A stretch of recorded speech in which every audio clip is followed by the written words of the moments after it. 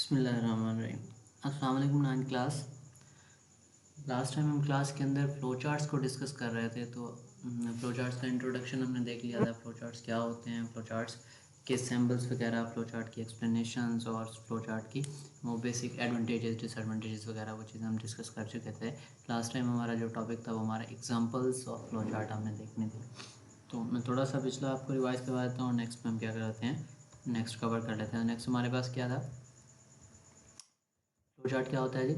Flow chart is a graphical representation of steps to solve a problem. यानी हमारे problem को solve करने के जो ग्राफिकल स्टेप्स होते हैं, उन ग्राफिकल स्टेप्स को हम क्या बोलते हैं, अपना फ्लो चार्ट बोलते हैं। तो ये एल्गोरिदम नहीं है, एल्गोरिदम आपके क्या होते हैं, लाइन बाय या स्टेप बाय स्टेप प्रोसीजर्स होते हैं, वो आपकी इंग्लिश लाइक स्टेटमेंट्स होती हैं। जबकि फ्लो चार्ट्स हमारे क्या होते हैं, ग्राफिकल रिप्रेजेंटेशन होते हैं, यानी ग्राफिकली हम इनको क्या करवाते हैं, अपने स्टेप्स को रिप्रेजेंट करवाते हैं। नेक्स्ट हमने इसकी इंपॉर्टेंस भी देख ली थी, डिटरमाइनिंग के लिए हमें क्या क्या चीज़ें ज़रूरी होती हैं। तो एक एल्गोरिदम के लिए, एक फ्लो चार्ट के लिए इनपुट का होना ज़रूरी होता है, प्रोसेसिंग, डिसीजन मेकिंग और आउटपुट्स। इनपुट्स क्या होती हैं, जो डाटा हम कंप्यूटर को दे रहे होते हैं वो हमारी इनपुट्स कहलाती हैं। प्रोसेसिंग क्या होती है हमारी, यानी जो कंप्यूटर हमारे इनपुट्स के ऊपर जो कैलकुलेशंस परफॉर्म करवा रहा होता है, वो कैलकुलेशंस एक्चुअल में हमारी प्रोसेसिंग्स होती हैं। और डिसीजन मेकिंग क्या होता है, उन प्रोसेसिंग्स के ऊपर कोई हमने कंडीशन लगाई होती है, उसको वो क्या करता है, इवेलुएट करता है। उस इवेल्यूएशन को हम क्या बोलते हैं, डिसीजन मेकिंग बोलते हैं। नेक्स्ट हमारे पास क्या होते हैं, जो रिजल्ट्स डिस्प्ले होते हैं, उन रिजल्ट्स को हम क्या करवाते हैं, आउटपुट्स कहते हैं। नेक्स्ट हमारे पास इसी के कुछ सिंबल्स थे। सिंबल्स में हमारे पास ये जो एरो है, एरो लाइन हमारे पास, ये फ्लो लाइन कहते हैं। ये हमारी स्टेप्स के डायरेक्शन वगैरह बताने के लिए, जैसे आपके पास ओवल शेप है, इसको हम टर्मिनल बोलते हैं, स्टार्ट और एंड के लिए यूज़ होता है। ये रेक्टेंगल हो गया, इसको हम प्रोसेस बोलते हैं, और ये आपकी प्रोसेसिंग के लिए यूज़ होता है। और ये डायमंड लाइक शेप, इसको हम क्या बोलते हैं, डिसीजन मेकिंग बोलते हैं, डिसीजन बोलते हैं। तो ये आपकी कंडीशनल ऑपरेशन होती है, जिसके अंदर हम यस नो या कोई कंडीशन प्लेस करवाते हैं। उसके बाद पैरेललोग्राम होती है। इस पैरेललोग्राम को इनपुट जहाँ जब भी हमें कोई डाटा क्या करना होता है, यूज़र से इनपुट करवाना होता है या आउटपुट करवाना होता है यूज़र को, तो हम क्या करते हैं, ये पैरेललोग्राम का सिंबल यूज़ करते हैं। ये इसके साथ हमारे पास क्या होता है, ये सर्कल शेप है। सर्कल शेप को क्या बोलते हैं, कनेक्टर बोलते हैं। और ये कनेक्टर आपका क्या होता है, जब भी हमारे एक पेज ख़त्म हो जाता है तो उसको नेक्स्ट पेज पे ले जाने के लिए हम कनेक्टर को इस्तेमाल करते हैं। तो ये बेसिक सिंबल्स थे, इनकी डिटेल्स भी हम पहले देख चुके हैं। हमने आज जो देखना है वो हमारे एग्जांपल्स हैं। एग्जांपल्स बेसिकली हमारे पास ऐसी हैं कि जिसके अंदर हम इन सिंबल्स को भी साथ साथ यूज़ कर रहे होंगे और अपने स्टेप्स को भी साथ साथ यूज़ कर रहे होंगे। यानी इस कम्बिनेशन से हमारी क्या बनेंगी, एग्जाम्पल्स बनेंगे। तो सबसे पहली चीज़ क्या है आपके पास, पहले जो एग्जाम्पल है, to convert the Celsius to Fahrenheit temperature. यानी हमारे पास टेम्परेचर के जो बेसिक यूनिट्स हैं, सेल्सियस और फ़ारेनहाइट। तो कहता है कि अगर आपको टेम्परेचर सेल्सियस स्केल में दिया गया हो, तो आप टेम्परेचर को फ़ारेनहाइट में कन्वर्ट करेंगे, तो उसके लिए आप क्या स्टेप्स होंगे, कैसे उसको ग्राफिकली प्रेजेंट करेंगे। तो यहाँ पे आपके पास मौजूद है। स्टार्ट करना है, स्टार्ट के लिए आप देखें, सैम्पल पे गौर करें, आपको ओवल शेप नज़र आ रही है। ओवल शेप के बाद फिर आपके पास क्या है, यहाँ पे फिर आपको इनपुट, ये आपको इनपुट हो रही है, इनपुट नंबर, यानी आपने सेल्सियस में जो भी आपको टेम्परेचर दिया गया है वो आप क्या करेंगे, सॉफ्टवेयर को देंगे, तो वो इनपुट के लिए आपको पैरेललोग्राम का सिंबल नज़र आ रहा है।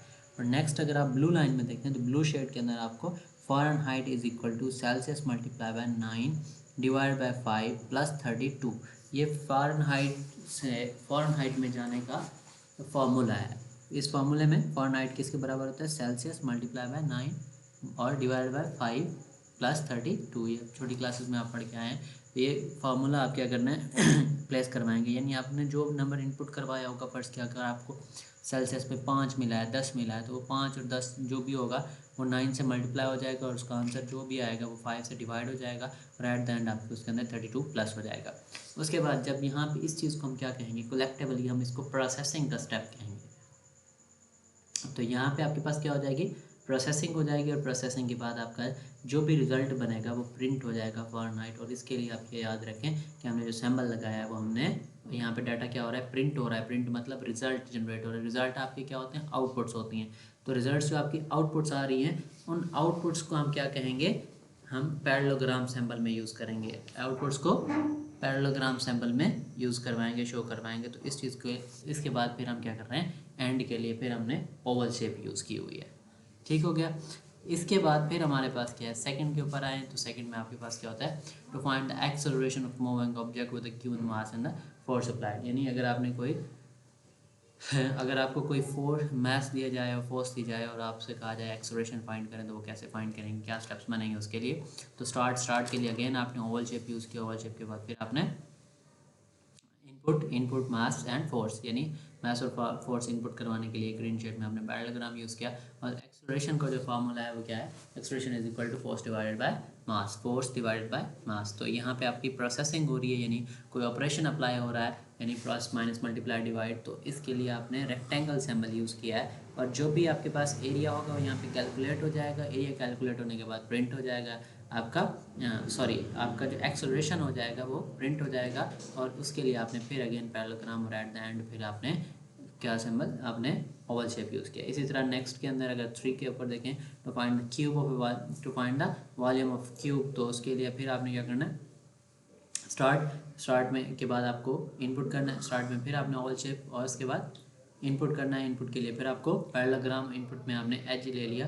तो वॉल्यूम जो होता है वो वॉल्यूम को हम क्यूब उसका मतलब फाइंड करने होते हैं। तो क्यूब फाइंड करना है तो हमने, तो क्यूब के लिए 3 टाइम्स मल्टीप्लाई करवाना होता है। तो volume is equal to H multiply by H. तो 3 दफ़ा उसको मल्टीप्लाई करवाया। तो ये मल्टीप्लिकेशन भी आपकी क्या है, एक प्रोसेसिंग है। और इस प्रोसेसिंग के अंदर फिर आपके पास जो भी रिजल्ट बनेगा वो प्रिंट हो जाएगा, यानी कि आउटपुट हो जाएगा। फिर एट द एंड आपके पास फिर ओवल शेप।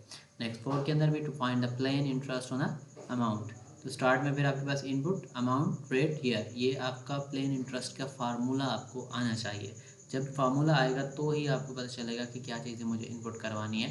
तो प्लेन इंटरेस्ट का फार्मूला क्या होता है, amount multiply by rate multiply by year by 100। ठीक हो गया। तो इसके लिए आपने क्या करवाना है, plain interest is equal to, आपने इनपुट क्या चेक किया है, amount multiply by rate multiply by year over 100। तो आपके पास एक कांस्टेंट वैल्यू है, वेरिएबल वैल्यूज़ में आपके पास क्या है, अमाउंट रेट और ईयर है। तो इसके लिए आपके क्या करना पड़ेगा, इनको इनपुट करना पड़ेगा, इनपुट अमाउंट रेट ईयर को।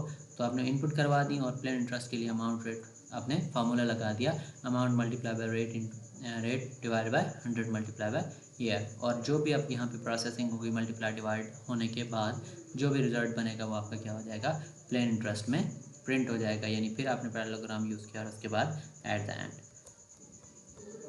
इसी के साथ ही आपका 5वां स्टेप है। 5वें में क्या है, find the sum product and average of find given numbers. 5 numbers हैं, स्टार्ट किया, नंबर इनपुट करवाए, सम के लिए आपने 5 को प्लस कर दिया, प्रोडक्ट के लिए आपने 5 को मल्टीप्लाई करवा दिया, और एवरेज के लिए आपने उस मल्टीप्लिकेशन को क्या कर दिया, डिवाइड करवा दिया। तो ये आपके पास फिर एट द एंड आपके पास आपने पॉइंट सम एवरेज प्रोडक्ट सब चीज़ें क्या करवा दी, डिस्प्ले करवाने के बाद एंड के ऊपर। इसी तरह से 6 नंबर के ऊपर आपने आपको एरिया ऑफ पैरेललोग्राम कहा गया। पैरेललोग्राम के एरिया का जो फार्मूला होता है वो क्या होता है, बेस मल्टीप्लाई बाय हाइट। तो आपको क्या करवानी पड़ेंगी, ये दोनों चीज़ें इनपुट करवानी पड़ेंगी, और इनपुट के लिए सैम्बल आपने पैरेललोग्राम यूज़ करना है। तो उसके बाद फिर आपको जब मल्टीप्लिकेशन के लिए प्रोसेसिंग के बाद फिर आपने आउटपुट के लिए पैरेललोग्राम, और एट द एंड आपके पास क्या हो जाएगा, आपका एंड पे चला जाएगा।